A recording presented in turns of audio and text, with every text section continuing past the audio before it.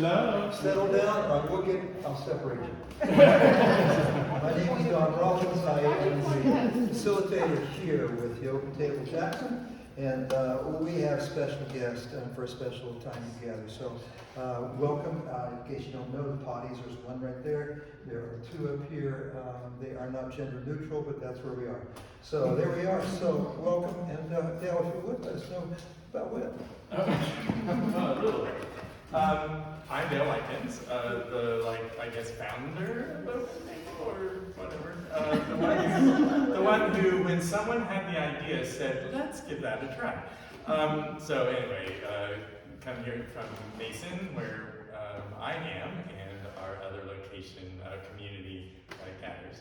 I just want to say a couple things tonight. One is that in Mason today we had an author who spoke to us about his new book called American Teenager, How Trans Kids Are Surviving Hate and Finding Joy in a Turbulent Era.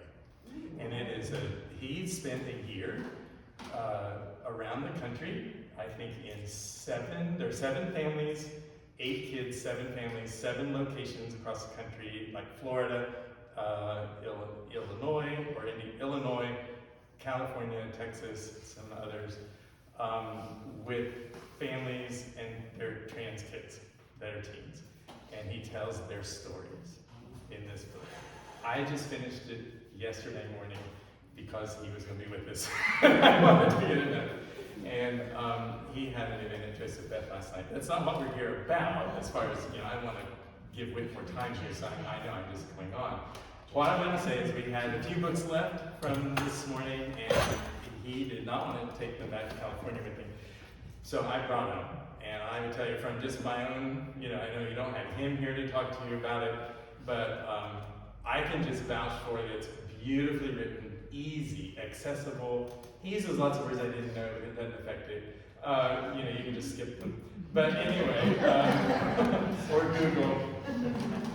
But anyway, it was really powerful stories, and I think a book that's going to end up being a very important book. So they're $30. I got them. I had his PayPal, Venmo, Cash App, ways to pay him. So, and if you don't want to do any of that, or have cash or a check or whatever, and you really want a book, just take it and let me know, and we'll figure it out later. But anyway, those are back there. So when it's over, I hope to be back at some point to do that.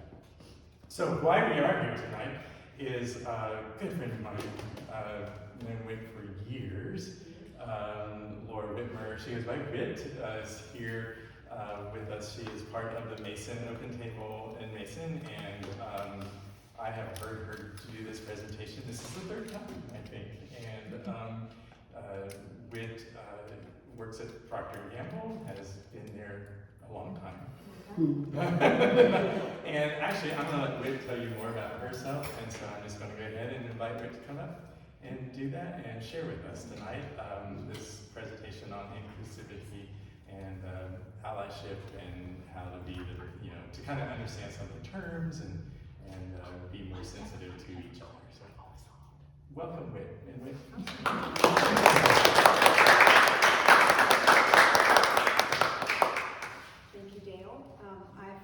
Dale to the beginning of Open Table Mason before it was even a thing, I think, right? Mm-hmm. So probably come up on a decade now, I think.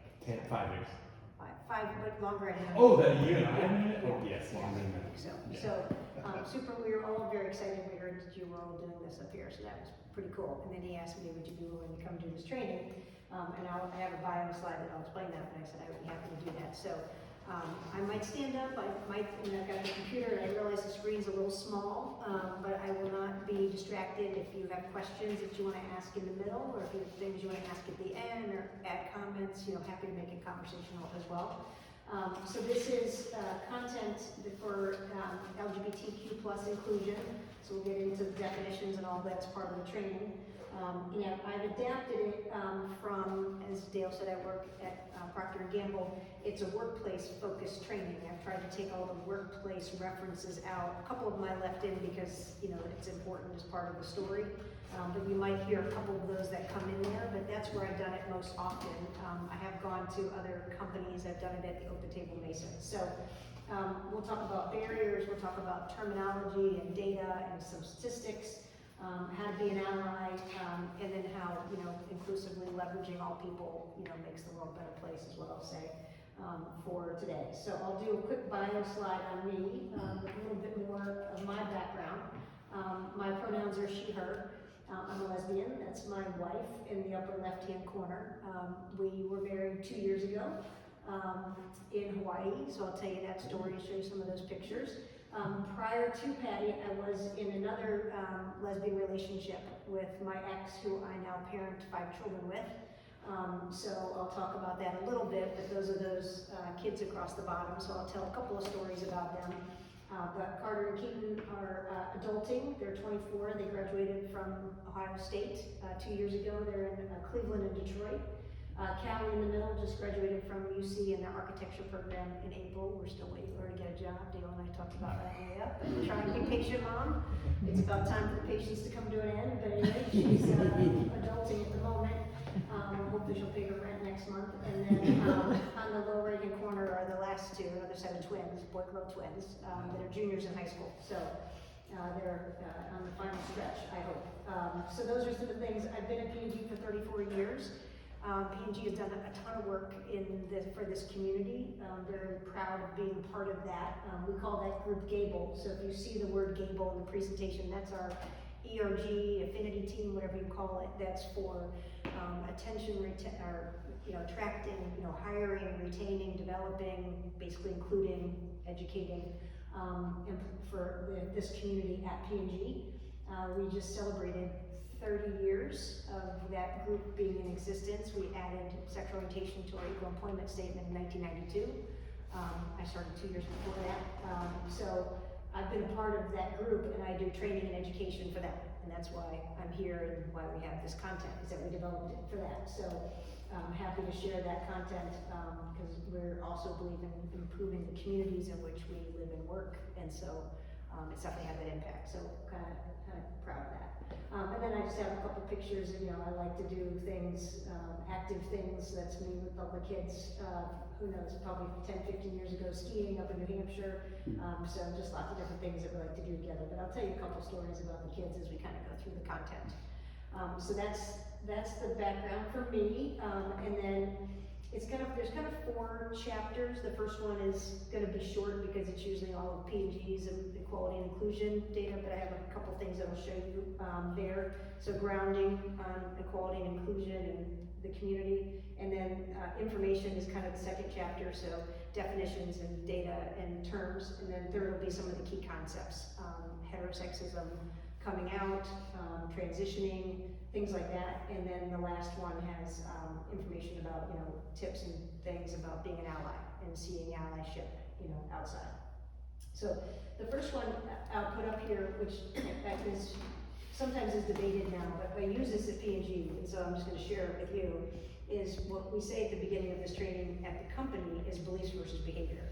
And so it's important because it's a workplace, and we can't necessarily force beliefs on people, but you'll kind of see as you go through, like, beliefs of including this population is important, but what we say is we want to influence your behavior. The behavior has to be such that everybody feels respected and included. And a lot of times people come in and they don't have those beliefs. So if some of my greatest allies who challenge me on why I have this in there, because they believe we need to change beliefs. But what happens is when people can be put at ease by saying, I'm not here to talk about your beliefs.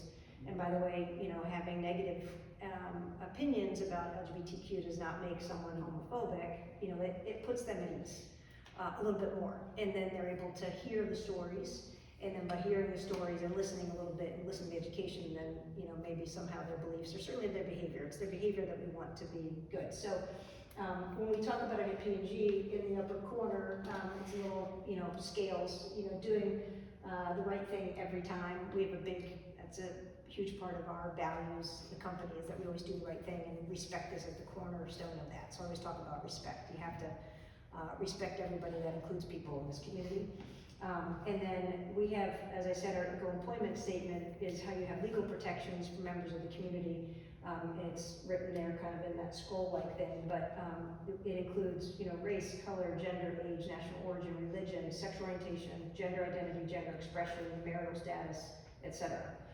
So that statement, as I said, sexual orientation was added in 1992. Gender identity and expression was added in 2009. You know, big gap between those two, but they are protected. So in the state of Ohio, if Ohio were to pass laws that said I could be fired for being lesbian, P&G has protections for me as an employer. So that's why you hear sometimes, you know, Employment Non-Discrimination Act, all these different laws and acts, and it's been pretty crazy lately with lots of different laws and acts. And then, you know, many companies have commitments to diversity, equality, and inclusion, although even that's been a little bit questioned of late, which is interesting, but it's always been good for business. And P&G, you know, we make consumer products, so Tide, Crest, Pampers, you know, Dawn. We believe that, you know, to better serve people who use our products, our employee population needs to reflect them. And so we feel pretty confident that the company is going to continue to be strong in their support of this community because it's completely tied into the company. So we will continue to do that, but there has been some noise about other companies who have backtracked. So that's kind of how we ground there. If I'm not talking about, you know, P&G's commitments and our policies and our documentation, you know, I'm like, what would I say otherwise? Well, the U.S. Constitution has, you know, says you have freedom of speech and freedom of religion and the right to privacy. Free expression, the right to marry, you know, those are things that have been protected, so that's kind of the equivalent. I heard someone say it maybe this morning on CBS Sunday Morning, you know, that's who we are as a country, which feels a little bit at risk right now, right? So, on the right to marry, this is kind of a fun one that I tell, and I just pulled this slide back in here. We have we have affinity teams for the African American population, Hispanic population, APA, and so there was a time when we didn't have an executive level sponsor, so the highest level of the company. And so Debbie was one of our first executive level sponsors. She was the chief legal officer at P&G, which was very convenient for us because of all the laws, and especially even some places around the world. We had Gable in like 57 countries around the world, which is really cool. So she came on as our chief legal officer, and I left it in here because of this story around, you know, I made the point about marriage. We got this email in the fall of 2014. Same-sex marriage became legal in June of 2015, but, you know, the company hadn't made any statements about it. Well, she sent out this email, which was a big deal to me at the time, and those of us in the community, and it says that the company, you know, supported our employees and fostered a culture of inclusion and respect, and this includes the right to marry whomever they choose and to have that union legally recognized. And so we were, you know, that was a pretty big, I call it moments of truth for us that the company actually said that. So obviously I saved the email, you know, way back then.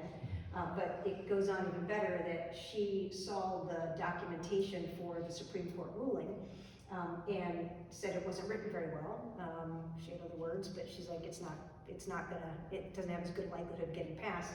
So she picked up the phone and called the chief legal officer for General Electric across town and asked if they would partner, if he would partner with her to rewrite it. They did rewrite it, and that eventually became law. So I love to tell that story to people because I think that's pretty cool.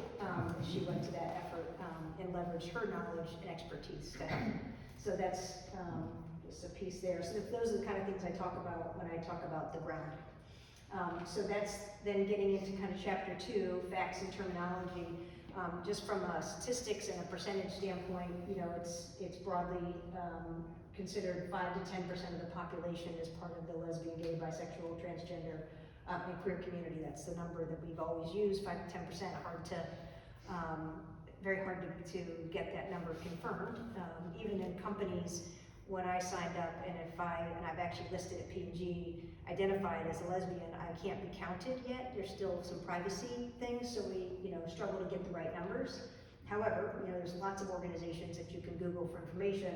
And I was at a conference, a gala for the Human Rights Campaign, and I heard this 20% number. Now I've actually heard 28. So it's what they're saying is that recent studies in the U.S. have said that up to 28% of the younger population is identifying with the community. So it's like especially Gen Z adults. So the numbers are growing as people feel more and more comfortable identifying with the community. So that's kind of a numbers game, if you wanted to know that. And then there's a bunch of definitions on here, and I usually take my time. I've got about 5 or 6 definition slides, so I'll get into the terminology. If you have questions, I can try to clarify, but I'll spend some time going through these. And I'll start with lesbian in the left-hand corner, since I've identified myself as a lesbian. And that's a woman who's enduring physical, romantic, and emotional attraction is to other women. And so, I usually identify myself as a lesbian when I come into trainings. Gay is a broader term to refer to the community, often used in reference just to men, but it can also be the gay community, so as a language. So that's, anyone who has same-sex attractions, physical, romantic, emotional. I usually go to bisexual in orange next, so, and I've got bisexual and pansexual in there if you've heard that. And there's some more definitions I won't cover, that's where kind of the plus comes in, but that's people who are attracted to their own gender and other genders, or people who have capacity to form enduring relationships with any person. And this is one where I actually went to a conference with my daughter. She's been pretty active with the inclusion groups at her high school. And we were able to pick different speakers, and I went to a room where there was a professor from Miami University of Ohio who taught about bisexual studies and also was bisexual. And I learned there, I like to mention this, is that this is one that often faces the most discrimination. So if you think about it, if someone is bisexual, and you're dating someone of the same gender, people say that you're a lesbian or you're gay, but you're afraid to say it. And then if you date someone of the opposite gender, then you say, it was just a phase. And neither is true. These people, they can have enduring relationships with both genders in people, and that's who they are. And so not respecting that is called biphobia, bi-erasure, I think is what I was saying before, but biphobia. So be aware of that. It's not a phase. It's who these people are. I think I go usually to transgender next, and I'll get more into some of the gender terms, but transgender is an adjective to describe people whose gender identity differs from the sex they were assigned at birth, and we'll go through that in a little bit more detail. And then I usually go queer in the upper right, in the blue, dark blue.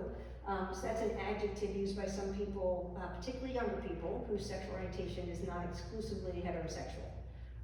And it's now being used to refer to the community, so I might have said the gay community or the LGbTQ plus community or the queer community, but if you can't see what's written there, while the term has been reclaimed by the younger generation, it has been considered a slur in the past. When I grew up, never referred to myself as queer. I try to now as part of training, don't remove that, but, or at least refer to others. But it is considered offensive to some people, so just be aware of that. But it's more and more sort of used for the community at large. And then for youth, Q can mean questioning as part of the acronym. I think plus I mentioned before, so that's all gender identities, sexualities beyond the ones that we've covered. And there's more that you can go off and search, and if you have questions later, I can try to answer those as well. And then ally. Ally is part of our team at P&G. Allies have been part of it since the beginning. And they now have allies in the other groups, but when, for the last 20 years, 15 up until 5 years ago, they weren't leveraging allies like we have been leveraging allies. That was an important part of ours from the beginning. So an ally is someone who just, supports and advocates for LGBTQ plus people. So it's always been a very important part of our group to leverage them. So these next 2 slides are the genderbread person. I love this visual. I think it just helps people. It makes sense. Kind of breaks it down. So there's 2 slides, 4 different terms here, and the color of the term matches the diagrams. Hopefully you guys can at least see that part. So the first one is gender expression, and that's the outward. It's the outline of the genderbread person, and that's because it refers to the external manifestations of gender. Usually man or woman, but not necessarily. And that can be with clothing, haircut, behavior, certainly pronouns are ways someone knows your gender expression. And if you can see the scale, it goes from feminine through androgynous, gender non-conforming, to masculine. And I'll come back with a little bit more on that one. Gender identity is the green, so associated with the brains. That's a person's internal, deeply held sense of their gender. And that could be man, woman, and non-binary. So that's gender identity. Orientation is the magenta, so it's the same color as the heart, and that's a person's, as I said before, physical, romantic, emotional attraction to another person. So that can be heterosexual, bisexual, pansexual, or gay, lesbian. And then sex assigned at birth, the last there is that infants are assigned a sex at birth, male or female, based on the appearance of their external anatomy. And then an M or an F is written on their birth certificate. But the development of the human body is a complex process, and it's not solely determined by anatomy, nor is it strictly binary. It can be a combination that includes things like chromosomes, hormones, etc. And so I have check boxes there, male and female. So that's orientation. This is another one that I think has helped people, think about, it's the acronym LGbTQ+, how do I think about it? And a lot of folks have found this to be super helpful. It helps understand the difference. LGB is who I love, and T is who I am. So they're grouped together as part of the acronym, unfortunately, because the types and root causes of discrimination are extremely related. So that's why they get lumped together, but that's the difference there. So you can have someone who's transgender, who transitions, and then is in a gay relationship. I think some people find that hard to think through, but that's why we're here. A few more, this is the last page on terms. I don't know if I mentioned non-binary yet, so that's someone whose gender identity doesn't fit neatly into male or female. I think our speaker this morning identified themselves as non-binary. Gender identity is not visible to others, and then these folks would use they, them pronouns. Pronouns are the way someone wants you to refer to them. And I love to put in there that it just shows decency and respect. So it's how someone identifies. If they tell you their pronoun, it's like the same thing as referring to them by their name. So it shows decency and respect to do that. Gender expression, on the other side, is, as we said before, the external manifestations, and it is visible. So I can see your gender expression in your clothing and your behavior. And then cisgender is a person whose sense of gender identity, how they identify, their heart and their head, corresponds with their assigned sex at birth. So I'm cisgender, but it's someone who is not transgender. So in case you've heard that term. And then transgender is someone whose gender identity is different than the sex they were assigned at birth. But they don't need to transition legally, physically, socially to be transgender. So it's important to know. Next is getting into the concepts. Any questions yet? Any additions? Anybody? Still good? Okay. So the first one I start with, and then I've got a couple examples of this to show you, is heterosexism. And that's just the value system based on everyone. It should be heterosexual, or is heterosexual, or should be. It's a value system that says that nature intended for there only to be heterosexuals, therefore gay people are to be tolerated but not valued, and that everyone is heterosexual unless they fit a stereotype or tell you they're gay. So there's a lot of assumptions here, and I'll show you some examples of that. Heteronormativity is just the cultural bias in favor of opposite sex relationships, and that heterosexism is a given instead of being one of many possibilities, or heterosexuality. Cissexism is the value system based on assumption that everyone is cisgender, so similar but applied to transgender. And cisnormativity is the cultural bias in favor of cisgender people. For workplace, it affects productivity, but it just affects people, period. So it's an assumption that we deal with in our society. It's, So, oh, I'm sorry. go ahead, I have an example. Okay, good. It's really important, I think, for representation and to be seen. I know a few years ago, not too long ago, I was at a Kohl's, and saw, it was around Christmas time, and saw a display that they had created, and there was like a banner that was part of that had, instead of a mannequin, there was like a picture on the banner of people, okay, in the clothes. And the one was very near the door, but it had a same gender male couple, two men.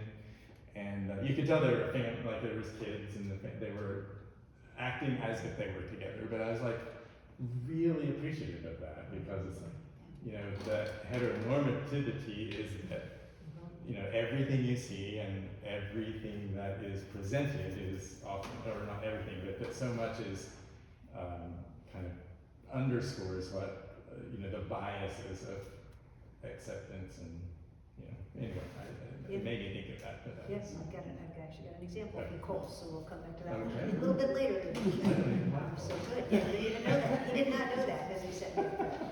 So, this first one here I'll share with you is a birth certificate example. So, a big, very common is forms. So, forms and documents that you're filling out. So this is an example of that, pretty extreme example of a birth certificate. So as I said before, I have 5 children. 3 of them were born outside of Cincinnati, and then the other 2 were born in Minnesota. I went up there with P&G for 5 years and worked with the Target customer teams. That was a fun 5-year assignment, so the younger 2 were born there. So in the state of Minnesota, this goes back to 2007, and the older kids were born in 2000. The laws were different then than they are now. But when Clay was born, Minnesota enabled, my ex carried the 2 sets of twins, and I carried the one in the middle, called the twin sandwich. So we had 5 children together, and she carried 4 of them, and I carried 1. But what Minnesota enabled, which is part of the reason why I went to Minnesota instead of down in Walmart in Arkansas, was because of the laws that Minnesota had in place that enabled us to adopt each other's biological children and become legally a family. And this will show you that story. So in this case, Clay was born, and then within a year, we went and did the legal paperwork, and were able to change the birth certificate to show, you see at the bottom, that's me, Laura, they call me Whit, and he has 2 parents, and there are their names. So, that reflected reality, right? So, And wait, this is before you and Marty were not married. we weren't married Right. because it was before It was marriage was before, legal, right, correct, I see, yeah. correct. So then Keaton, when he was born, he's the second oldest, was born in, outside of Cincinnati. This was his birth certificate, and we, were there together as part of it. We planned the whole, we'd had a ceremony that was like a marriage, it just wasn't legal. So we'd done everything, in whatever expectations people would have had in the right order. And then I circled this little paragraph at the bottom, and I like to tell Rebecca, she says, this is a true certification of the name and birth facts as recorded in the Office of Vital Systems. Well, not really, Rebecca, because I was his parent and I wasn't acknowledged anywhere on his birth certificate. So when we moved to Minnesota, I was able to legally adopt the other 4 kids, wrote back to the state of Ohio to have them reissue the birth certificate, which they did, and they promptly put my name in the father box. And this is Keaton's birth certificate. Both Keaton and Carter's birth certificate, 24-year-olds, have a birth certificate with Laura in the father box. So I don't know if I think if we wrote back again now and asked to reissue, they might have fixed it by now. But this is when I talk about heterosexism in the form. There was a place. I'm a parent, so they stuck me in the father box. So if I had, every time I answered a form for the kids going through school, it said mother and father, and crossed off father and wrote mother number 2, or just wrote mother. That's the example of heterosexism. Homophobia and transphobia. So these are negative attitudes and harmful behaviors towards members of the community. And transphobia is the irrational fear, aversion to, or discrimination against transgender people. The intolerance, bias, prejudice certainly creates an unwelcoming and hostile environment. It can be passive or explicit. It can be in speech or in actions. So it can show up in lots of ways. But importantly, having conservative, religious, or social views, or being uncomfortable with the subject of the community does not make a person homophobic or transphobic. They go out of their way to make things uncomfortable and hostile. So that's homophobia and transphobia. Coming out is when someone identifies themselves as part of the community. So it has a lot of stages. So you come out to yourself for self-awareness, you come out to others, you come out to family, come out to neighbors. Matter of fact, you come out all the time because it's an endless process. You have someone new come to the house, a plumber to fix something, and all of a sudden I'm right back in the middle of it. My wife and I have been married for 2 years. We live in the house together with the kids, and then here's someone coming to the house. So if they see the 2 of us, what do you say? Or I have loads and loads of stories. But new neighbors. The new neighbors came in. It's like hadn't had a new neighbor in 10 years living in the house, and I'm like, if they're not okay, that's not my problem, but it still is super uncomfortable. So, it's, and then we use the term closeted for people who aren't out or open about being LGBTQ. So I have another fun example, so I'll show you another heterosexism example. And this is this idea of like microaggressions, which are small little things, and I think that's where, you know, people making assumptions that, you know, I have a ring on, what your husband do, you know, people don't necessarily mean it to be insulting or to make me uncomfortable, but it always depends on where I am, you know, what I would say. And so this is another great example. So this is 2.5 years ago, and I called it a microaggression. So we were planning our wedding in Hawaii. That's what we chose to do. We're like, we're gonna fly our family to Hawaii, and everybody agreed, surprisingly. And we're like, that's great, so we'll do that. So we're filling out the form, etc. So I'll show you this. We're going to Kauai, and we're planning a luau, and we're planning the wedding. And so we're like, you know, our parents are older, can't really stand the whole time, so we're gonna, you know, we need to get a permit to have it on the beach, because they can't stand the whole time, so they need to get chairs, we're gonna go to a hotel, we don't wanna spend a ton of money on it. And so imagine our delight when we're looking at this luau location, and we see in the upper right-hand corner that it says weddings, and we're like, wait a minute, you know, we're gonna do the luau anyway, what if we could do both of them there, which is what we ended up doing. So we were super excited. This is on Kauai, and you know, I looked at the information, like, let's submit it for we already knew our dates of our trip, let's submit the form, and then I get the form, and this is what the form says. I should not have been worried, because it turned out Hawaii was the first state in the union to approve gay marriage. You're saying, I didn't even know that, you know, but I was like, oh great, so now, you know, what do we do now? So I thought about my name. My wife's name is Patty, so it could have been Pat. So we thought about writing Pat and not writing. A little tricky there. We did not do that. I think we crossed it off. I should have one in there. I think we crossed it off. We wrote both of our names, and we submitted it with our $100 deposit. Waited anxiously. The check was cashed that day. We're like, okay, we're in. I think we're in, right? Or at least they wanted our money, right? Yes. So. We waited for a couple weeks for the gal to call us back. She didn't call us back. 3 weeks go by, 4 weeks go by, I start calling. She doesn't return the phone call. 4 or 5 weeks go by, now I'm getting really nervous, you know, because we don't have a backup plan, and I don't know if you realize, like, weddings go fast. Like, where are we gonna have this thing? Like, everybody's flying out there for the wedding, when's it gonna be? And so I eventually had to call, like, somebody else, like a manager, because we're like, we have to start planning with this person. And turns out she was just busy. You know, she had missed it, and I'm like, well, I didn't know, like, was it because we were in there, like, oh my, and then she was our best friend from then on out through the wedding, and she was fantastic. She was just busy, but in my head, I was getting super nervous because, you know, we filled out the form, and we thought maybe they're not okay with hosting a same-sex wedding. And so this is then we took the whole family, my wife gave them a color palette, so everybody wore their She did, we made a great picture, actually. And we just, you know, had it on the grounds at the place, and there were no issues. As a matter of fact, we got our wedding license in Honolulu, which was super fun. We were on Oahu for a week, and then went to Kauai. And when we were in the wedding office, there was a lesbian couple, and then we went in, and my wife's like, so that's cool. And then opposite sex, opposite gender couple comes in, and then before we left, 2 guys came in. So 75% in the 15 minutes we were there getting our wedding license, we're like, it's gonna be okay. You know, that's a good one. The other one I would tell you is then we ended up having some hotel rooms at a Marriott, and you know, just needed for some people to be able to stay in the hotel room, and they're like, oh, you know, this is great, you know, here's the link, have them, you know, fill this out. My dad likes to stay in a hotel instead of staying with us, and so when she sent the form, she's like, and if you get enough rooms booked, here's the 3 benefits you get. Bride and groom, bride and groom, bride and groom. And I'm like, all over again. You know, what do I do with this? And then I used that in my training, and I kept telling people that she had done that. And then I would say, I really should write to her, you know, tell her that she wrote that. So finally I did one time. And I sent her an email, and I said, hey, when I got this, and you wrote all that, and Marriott's a very progressive company. They had, you know, benefits. My first other mother of my kids, worked for them, so I knew they were a little bit, even a couple years ahead of P&G. I'm like, why did she write this? You know, it was not inclusive at all, and it's easy to say, you know, for the newlyweds, there's other ways you could write that without writing bride and groom. And so I actually wrote an email, and she came back immediately and said, that is not our policy. It was complete oversight on my behalf. I didn't realize it. Thank you for pointing it out. And said she would go fix it in all of her future communication. But she just didn't realize it. You know, it was like copy paste, send the email, right?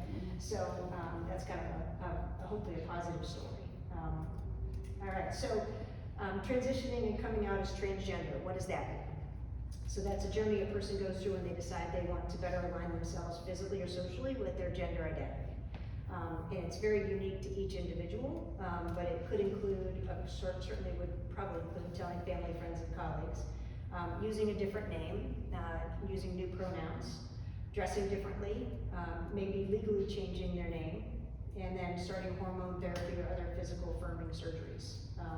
So I think, as I said before, people who identify as transgender go through the coming out process just like lesbian, gay, bisexual people do, but they don't need to do anything or say anything for their identity to be true. So that's a little bit about transgender. We'll come back to some more on that. I had some workplace challenges just to kind of ground. We usually put some statistics in. You know, and these probably won't surprise you, but you know, almost half the people experience unfair treatment at one point in their lives at work. A third have experienced harassment or discrimination in the workplace, which this is always interesting. Second only to public places. So public places, harassment and discrimination, 51%, and the workplace is the second highest. That's kind of sad, I guess. You know, people leave jobs because their, you know, company doesn't enable them to be their full selves. We have a lot of folks at P&G who I recruit to tell stories when I'm giving the training, and I've had many of them say they left their company and came to P&G because it wasn't inclusive like P&G is. And then certainly there are impacts on mental health, physical mental health, etc. And then despite some legal protections, there's often hostility, so there's some global statistics, 21% of people experience discrimination at work, but transgender, you know, much higher proportions at like 36%. And there are, you know, there is some good news. 81 countries prohibit discrimination in employment. So that was the Employment Non-Discrimination Act in the U.S. That includes the U.S. and Canada. You can see some countries listed there. But there are still many countries globally where it's legal to fire people because of their sexual orientation or gender expression. I think there's still 6 countries in the world where you can even be put to death for being gay. So we're trying to help in some of those countries, but you know, there are a couple that, you know, I think probably most people in the community know not to go to or to look that up. Although in the U.S. anymore, parents of trans kids, you know, there's states where I have friends at work who have trans children who won't go to certain states. So some of that creeping in here a little bit. But you know, P&G, as I told you before, our non-discrimination policy is in place to protect me and other employees. So those are just some challenges. Just a little bit more about you know, the mental health issues. People, you know, I always tell people our job is not to have people, force people to come out at work, but it's to create an environment where they feel comfortable doing it. It's still a very personal decision, you know, so that's not our goal. But when you're trying to hide that, you certainly feel distracted. You have exhaustion from hiding. You might feel depressed at work. You might be worried that you'll be fired, etc. So probably not a surprise to read some of those things. We do a survey. We do get culture data now about the community, so we're able to put it into, you know, the same data statistics, which has been very powerful at the company. But this is one that we asked. This is from 2019, but it's still true, and it helps people to kind of understand. We asked this question: how comfortable are you sharing information about your spouse, partner, or dating partner? And I remember some of my heterosexual friends were like, "That's like, why would you ask that question?" Like, what do you mean, how comfortable? Why am I comfortable? Well, when they see the data, they understand, right? So if you're not LGBTQ, you're 70% comfortable, very comfortable sharing information. And then we took the people who responded, who were part of the community, and we had also asked them, you know, are you out at work or are you not out at work? And then we're able to look at those two populations against each other. And people who are out at work like me, totally comfortable, have kids, I'm talking about my kids and my, you know, spouse at work, I'm the same degree comfortable, 70%, but people who weren't out at work were the exact opposite, the inverse. So I think that helps people to understand, you know, I never thought about not being able to share information at work, but that's what people do, is then they change pronouns or they don't talk about what they did over the weekend, etc. All right, so why is coming out and transitioning important? Same things, you know, similar things we just were talking, but you know, bring 100% of yourself. We talk about bringing 100% of yourself to work, but it's the same thing. Be your authentic self and not spending that energy hiding or being afraid. The emotional energy to hide, certainly drives more loyalty, whatever the environment is. And then we talk about it as performing at your peak, but it kind of makes sense. I have one, did you like the art exhibit that I mentioned? So I have I pulled this up from a art exhibit I went to recently, and I had captured this. This is in regards to transgender. So this was, the context is when you have meetings or a Zoom call and you turn your camera on, or you don't turn your camera on, we do it through Teams at work, and people would be on but not turn their camera on. I'm like, turn your camera, and I'm very outgoing, so I'm like, I want to turn your camera on, I want to see your face. I learned from some members of the trans community that they didn't want to turn their camera on because then they had a little picture of themselves in the corner of the screen looking back at them. And it's to help people understand that disconnect, but the image in the mirror does not match who they are unless they've transitioned. So that was an insight for me that was very powerful and helped me understand a little bit better. And then I went to, my daughter had a performance at a art performance center, theater like this actually, and they were having an exhibit at the same time. And I read this story, and I read it to Dale in the car. And it really helped, and I've got a picture that goes with it if you guys want to see that afterwards, but I'll read you what this author wrote. I can get it to come up here correctly. Come on. And it's, there we go. This person uses pronouns he, him. And the first 41 years of my life, every experience in front of a mirror went like this. I'd have a general sense of my appearance as I approached the glass. I'd look at my reflection, and in a fraction of a second, my eyes would send the image to my brain, which would immediately signal a complex and overwhelming mixture of shock, disappointment, disgust, and the word ugly. And then I'd forget whatever prompted me to the mirror in the first place, completely distracted by the screaming discord between eye and brain, firing on repeat like a car alarm at 3 a.m. In the summer of 2012, I became mesmerized by the world of drag performance. One afternoon, I gathered several shades of brown and black pressed powder and went to work on my face to see what I would look like as a male impersonator. The experience was life-changing, and it went like this. I had a general sense of my appearance as I lifted my head. I looked at my reflection, and in a fraction of a second, my eyes sent the image to my brain, which immediately shouted, "That's me." My mouth formed a smile that my cheeks locked into place for hours. I couldn't stop staring. That is me. That's the face of who I am on the inside. The recognition was so monumental, I grabbed my phone and snapped the photo you see referenced in the center of the self-portrait. And then it's a picture, and there's like mirror breaking shards of glass. It said the surrounding shards of glass reflect some of the major experiences, both good and bad, of the 41-year journey to that precise moment of integration. So when I read that, that helped me to understand, because I'm cisgender. I don't have that experience. I look in the mirror and I see what I expect. So I think that's super important for that community. All right, how many people are out at work?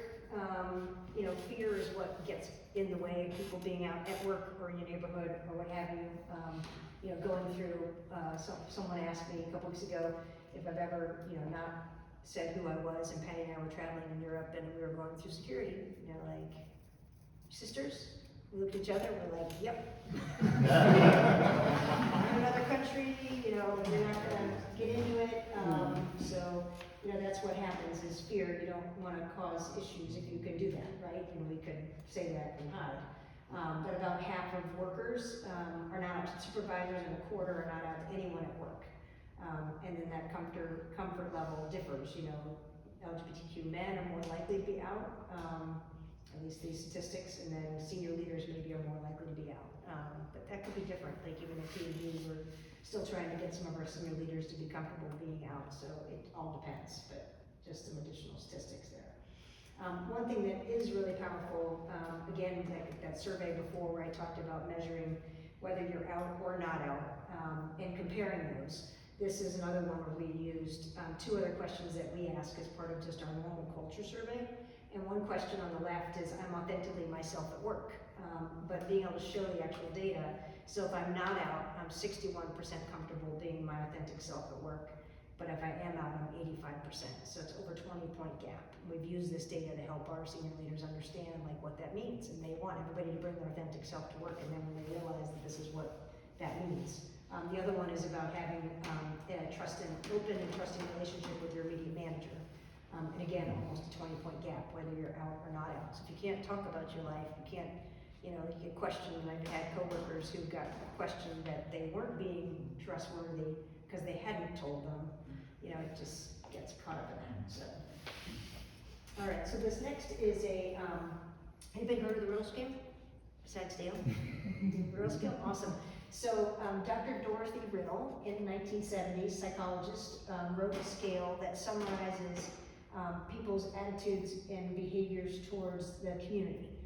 And you can see there's 4 negative attitudes and 4 positive attitudes. Groundbreaking piece of work, we've used it a ton.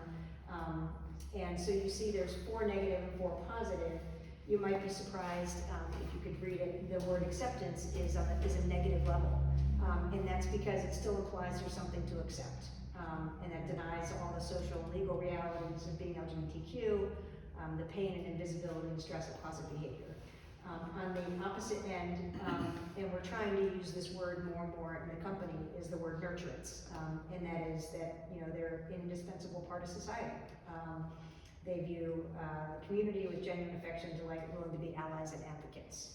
And so I actually have, I think 10 versions. I don't know if people want to look at this. You can figure out where you are. I don't know if you want to hand this out, but there's 16 questions. You don't have to, it's not a survey, you answer every question. You figure out where you fall on the survey. And I've actually had friends and the company, senior leaders who come to the training and were like, I grew up outside of New York City and I had friends that were gay and I thought I was great, and then saw the Riddle Scale and realized I'm not quite as great as I could be. So I'll give a couple examples, and Dale, this is where, we can make copies of them, or I can email them or whatever, or you can just look at it and pass it on.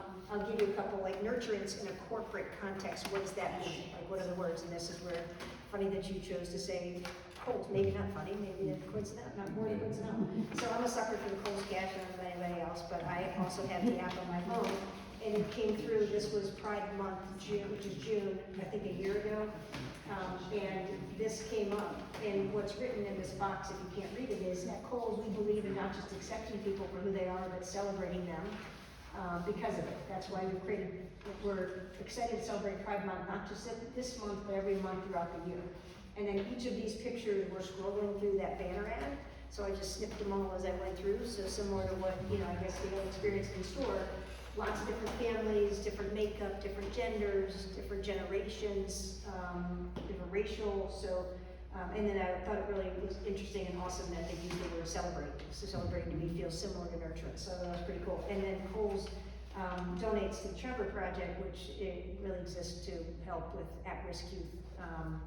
And that's close to, half $500,000 that they've donated since 2019.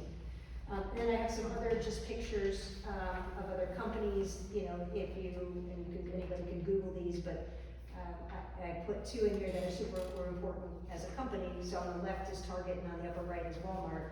We know Target's been doing stuff for the community for a long time, but Walmart does too. And they both have hired LGBTQ designers to create a separate clothing line, and they offer merchandise and have things online. But then you see like Converse sneakers in the middle, and the Nike logo, Mercedes, Google, Paramount, McDonald's, even there with the flags. That was in New York City, I think this past summer. So a lot of companies being out there as supportive of the community. So that's nurturance. And then here are some product examples. Skittles does a big thing where they actually make the package gray, and they say that the only rainbow, the only one rainbow matters during Pride. So they make the outside of their package gray and take all the colors off, which I thought was kind of crafty, marketing wise. And then they have a bunch of Pride stories on their site, but you can see, Apple, there's a watch, alcohol brands, etc. So Lego does that great Lego set in the middle. Audubon Society, so you can see these examples. I just snipped a bunch of them to show. And then some of these books down here are board books for kids that I know Target sold, probably others did. What Are Your Words is one of them, so that's about pronouns to teach, young children. Bye binary, which is our tendency to want to say, is it a boy or a girl? It's a cute baby and any color blanket will do, so it teaches some of those kind of things, which, makes you stop and think. So some pride books there. And then P&G does a bunch. We have a bridge that connects our buildings downtown, and so every June we put that rainbow bridge up and we put our brand names there, but you can see, you know, that's the Duck for Dawn. You've seen those stories, the Charmin Bear, oral care. We do a ton of things in with our hair care brands and Pantene's, and a lot with the trans community. So you can find these things, Gillette, Tide, etc. So just showing examples of what nurturance looks like publicly. How are we doing on time?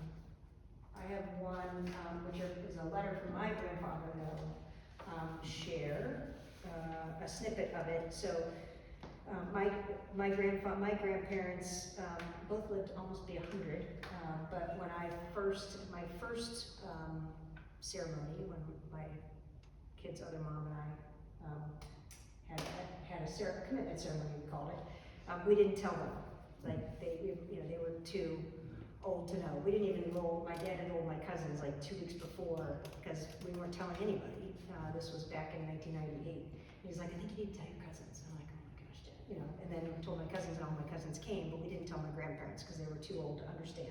So this was a letter that my grandfather sent me back in, oh my gosh, I don't know when this was.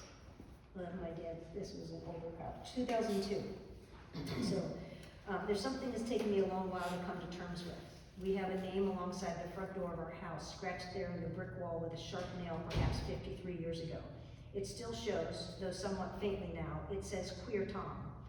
Tom is my dad, which is, at the time, was probably the most cutting insult that an older brother could use to torment his sibling. So my uncle had carved that into the brick in my grandparents' house. Until now, I have deplored the unnatural unions that have come out of the closet recently, not just because of biblical prohibitions, this is where he was at the time when he wrote this, but because it just doesn't make any sense in my orderly scheme of things. It was some years before I was informed of your wedding. I believe they feared that it might have been too much of a shock for this old man, but of course it inevitably had to come out, and I have survived after all. And then he ends by saying, the recent revelation of Tom's pictures, my dad's, and I have these pictures on a paper up here if you want to see them, in his obvious pride in enjoying his grandchildren, my kids, so thoroughly, and loving them so completely, just blew all my doubts away.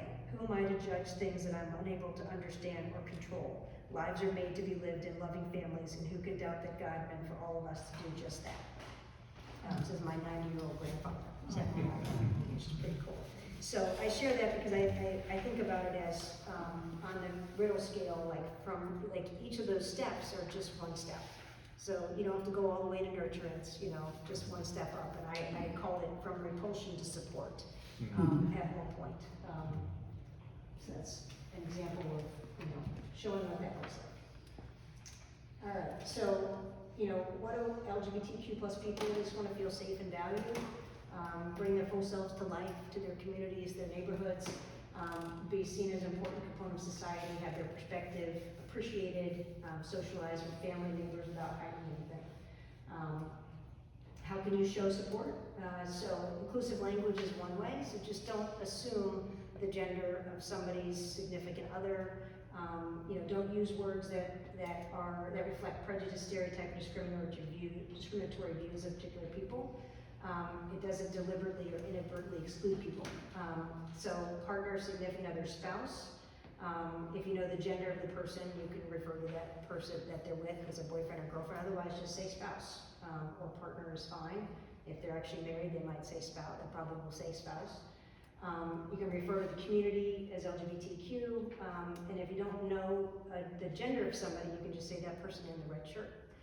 So you don't have to assume those genders. And sometimes you have to practice these things as well.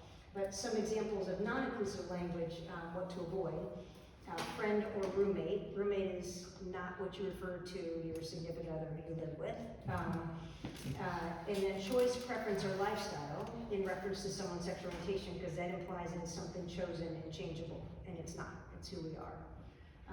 And then this other one, I always catch myself, I just call it marriage anymore, but when it was first approved, it was same-sex marriage, but that somehow implies that it's different than other marriages. So another one that I'm like, oh yeah, things that make you go, okay.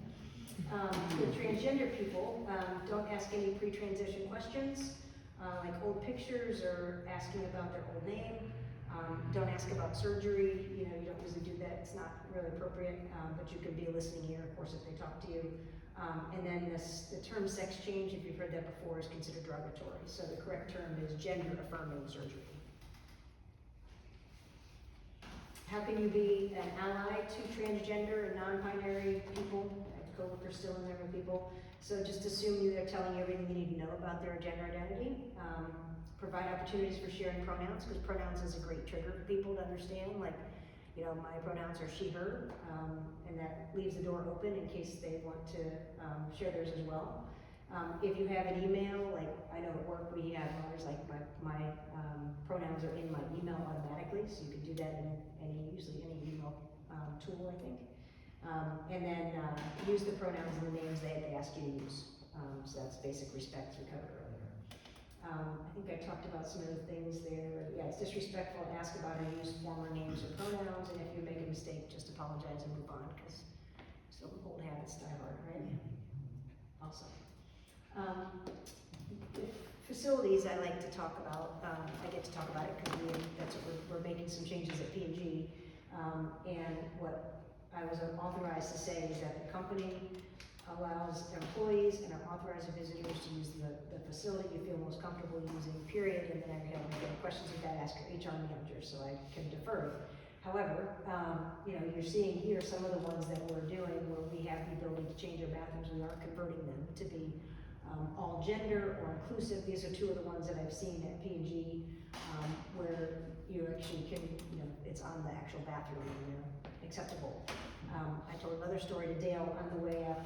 We just had a big conference, and I was talking to a coworker of mine. I think she's from Boston. She's transgender, and she told the story about going into, and this is a big deal for people who are transgenders. If you haven't heard that, like they'll sometimes be going to a meeting, and maybe they're presenting, or they're just going to learn, but they have so much stress and anxiety about where am I going to go to the bathroom when I go there. Things that, you know, those of us who are cisgender never think about. It completely preoccupies their minds. So this is a coworker of mine who, she's male and female. She went into the men's room, so it must have been somewhere in her transition, or she felt like I should go into that room, I'm not sure. And someone stopped her and said, actually the women's room is across the hall. So she walked out, and, you know, they saw me for who I am, and sent me across the hall. So went across the hall to the women's room, and somebody was in there and stopped her and said, sorry, the men's room is across the hall. So what did she do? She went out to that outside and went to the bathroom in the woods. Had a meeting. I know, isn't that so sad? So I'll get, like, those are the details of it. I was just like that, you know, you were so excited when they said go to the other one, had no idea what was coming. I thought that was super sad. So, but that's reality for everybody. We measure use of inclusive language, so there we say, you know, even people in the community are only using it, you know, most of the time, 45%, so that's not enough. So language is a very important thing that people in the community are listening for. They're watching for any kind of clues, but your language can be a simple one to change that could show inclusion. You know, allies are super important because they carry the greatest credibility. They're present where the community isn't. So a lot of times I'm not in the room, and if an ally is there and someone says something, they can be there to educate and to correct, or what have you. So it gives visibility. Here are a bunch of, you know, this is how to be supportive of colleagues, but I changed them. They're all pretty basic. So be a listener, be open-minded, willing to talk. Believe all people should be treated with dignity and respect. Don't assume your friends are heterosexual. You know, they could be someone close to you, could be looking for support in their coming out process. You know, give them the space they need by not making assumptions. Challenge your own bias. So the riddle scale is one way to do that. Even if you're uncomfortable, like what am I doing to make it easier for others to feel safe and valued, so they can be their full selves, and don't allow stereotypes that are demeaning to a group of people. So non-inclusive jokes are another one that we actually measure. You know, if you don't know if someone's out, you know, you shouldn't be doing them anyway. In the workplace, we can protect for that, but you know, you don't know if someone's, you know, could be a member of the community, you make a joke, and then they're gonna not come up to you. We have this thing that we call the 4 V's of allyship. So this is just another way you remember it, like what are all the things I really can do? And so this is kind of a crafty little way to think about it. You know, be versed, be visible, be vocal, and be vigilant. Versed is just being educated, so thanks for, you know, having me today. Assessing your personal bias on the real scale, or go online for resources. Lots of great information out there with GLAAD, GLAAD, HRC. You pretty much can Google anything. Be visible, so show nurturance to the community, that's the pronouns in your signature, attend events, etc. Be vocal, so use inclusive language. You know, ensure discussions, if there's discussions about diversity, that you include the community. Encourage others to get educated, and then be vigilant. So this is, you know, spent a lot of time talking about this, like allyship is a verb. So listening for inappropriate jokes and being ready to confront someone if they say something. And then it's this idea of, I think a pocket phrase. So if someone has a joke or says something negative, you know, it's natural tendency to freeze. Like, someone just said something, what am I gonna say? This is awkward, and a lot of times people say nothing. And I've even had friends of mine at work say, there were 3 of them in the room, and they all knew it was wrong, and someone said something, but nobody confronted or called them on it. So it can be like, can you explain to me why you think that's funny? You know, something as simple as that, or like, I'm sorry, what did you just say? Can you repeat that? And a lot of times the person will realize is when you do that, that's what they said wasn't appropriate. So being ready with what you'll say to have a dialogue and educate somebody so that you get past that freezing moment. A lot of benefits for being an ally. You know, you can positively impact people's lives. You know, be prepared to respond to discriminatory events, you know, personal growth and satisfaction. You know, I think these are obvious. And then I think that's the last one. So this is just a summary slide. You know, this is you know, understanding about the community, LGBTQ plus people, the people who care about them exist in your community, they exist in the world. You know, heterosexism, cissexism, homophobia, and transphobia are also present in the world. They take a toll on people's ability to be themselves. And then being aware of your own misconceptions and being educated helps. It's kind of some of the pieces there. So that's what I had prepared. Any questions or comments or anything? I had a formidable English teacher in high school, and I'm old. And the use of the pronouns, I accept that, I even support it, but I screw up on them. Yes, it's hard. So what do you do? What do you do? I have a real problem calling one person they. It always makes me think Oh, of me too. Sybil and there, you know? That's what I always think of, what if I call somebody they? It's like, which one are we? Well, I really And that's the only thing that bothers me, nothing else does. Yeah. And that's because I'm old. Well, at least you recognize it. Yes. You mean recognize that we're old? Yes. Teresa, you were saying, like, what do you do if you mess up, right? What do you do? I mean, I I apologize. just apologize. I have a trans son, and that's been about 2 years, and so for 32 years, that wasn't the case. And so, of course, my brain will automatically go back, especially when we're all together. And it's that kind of body-brain, you know, memory that's automatic at times. And, you know, I've asked him, and it's just, you know, he's like, just go on, you know, just acknowledge it. And not even in a very big way, but just, you know, oh, sorry, I meant, and whatever. Well, it's hard for me because I hate offending people. Absolutely, yeah. It comes out and I'm like, oh. Yeah. Well, there's a difference between just the oops like you do and people really wanting to offend. Oh, So, yes, Yes. You know. Yes. yes. No, they may not Like my realize that it was just a mistake. Well, you know, a lot of That's times fine. you say that, that's fine. Yeah, it just takes practice. And Dale's 100% right. Just, you have to keep going over it and then just apologize. That's all you can do.